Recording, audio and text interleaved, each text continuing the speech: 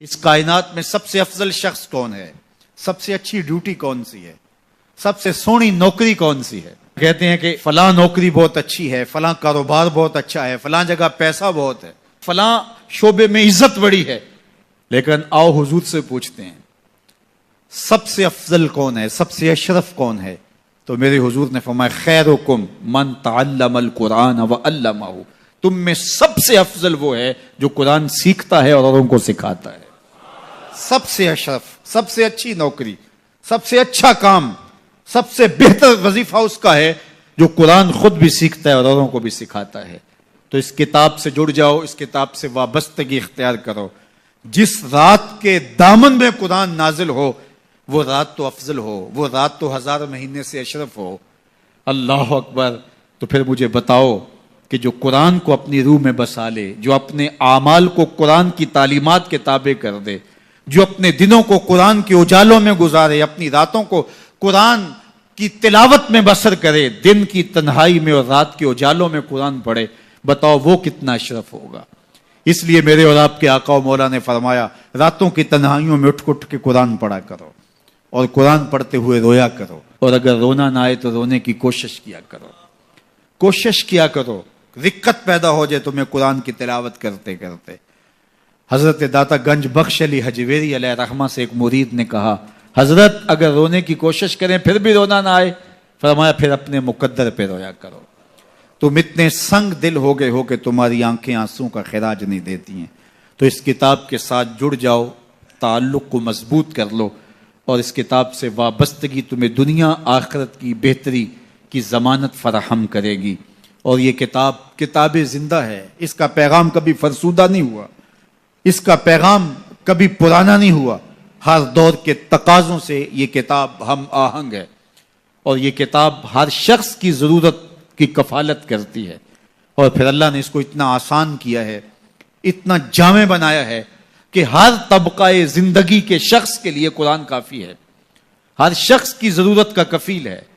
اس کو ایک عام شخص پڑھے تو اس کو بھی نور ملتا ہے، ایک نقطہ بین شخص اس قرآن کا مطالعہ کرے تو اس کو بھی روشنی ملتی ہے، ایک فلسفی پڑھے تو محروم وہ بھی نہیں ہوتا. جو بھی اس قرآن سے پڑھے، دیکھیے کچھ کتابیں ایسی ہوتی ہیں وہ بچوں والی ہوتی ہیں، جو پڑھے لکھے لوگ ہیں ان کی کوئی دلچسپی وہاں نہیں ہوتا، الف انار اور بے بکری میں انہیں کوئی دلچسپی نہیں ہوتی. اور جو بڑی کتابیں ہیں بچوں کی سمجھ سے ورا ہوتی ہیں. لیکن یہ واحد قرآن ہے، جس طبقے کا شخص بھی پڑھے، ان پڑھ پڑھے تو اس کو بھی نور ملتا ہے. میں دیکھتا ہوں تلاوت چل رہی ہوتی ہے اور تلاوت عربی میں ہے، اور بندہ عربی جانتا نہیں ہے وہ بھی جھوم رہا ہوتا ہے، اس کو بھی حظ مل رہا ہوتا ہے. یہ کتاب ہر طبقہ زندگی کو روشنی دیتی ہے. یہ قیامت تک آنے والی انسانیت کے لیے رشد و ہدایت کا صحیفہ ہے.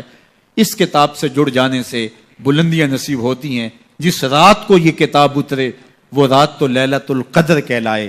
اور جو شخص اس کتاب سے وابستہ ہو جائے اور اس کتاب کو اپنی روحوں میں سمولے، وہ ذی قدر کیوں نہیں ہوگا، وہ عزت کا مالک کیوں نہیں ہوگا، وہ شانوں اور عظمتوں کا مالک کیوں نہیں ہوگا. تو آئیے میں اور آپ اس رات کی ان خوبصورت پہنائیوں کے اندر اور ان حسین لمحوں کے اندر کتاب اللہ کے ساتھ جڑنے کا عزم کر کے اللہ کے حضور دعا کے لیے ہاتھ پھیلائیں کہ اے اللہ ہمیں اس کتاب کے ساتھ جوڑ دے. یہ کتاب زندگی بخش ہے، اللہ پوری امت کو اس کتاب کے ساتھ جوڑ دے.